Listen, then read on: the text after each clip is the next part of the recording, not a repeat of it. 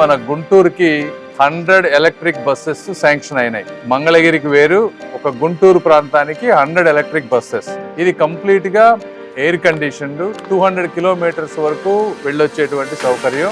Modern buses. ఇది PPP mode లో central government viability gap ఇచ్చి ఒక్కొక్క కిలోమీటర్ కి దాదాపుగా అప్రాక్సిమేట్ గా 25 రూపాయలు ఎక్కడైతే డెఫిసిట్ పడుతుందో అది సెంట్రల్ గవర్నమెంట్ పే చేస్తుంది. ఎలక్ట్రిక్ ఇన్ఫ్రాస్ట్రక్చర్ 100 బస్సెస్ కి వాళ్ళు 5 ఎకర్స్ లో ఛార్జింగ్ స్టేషన్స్ ఇవన్నీ పెట్టమని చెప్పి, అవన్నీ ఉంటే గానీ 100 ఎలక్ట్రిక్ బస్సెస్ వచ్చేటువంటి పరిస్థితి లేదు. రెండో రీజన్ ఏంటంటే ఇది 20 ఎకరాలు ఉన్నటువంటి సైట్. ఈ 20 ఎకరాలు గుంటూరుకి హార్ట్ ఆఫ్ ది సిటీలో ఉంది.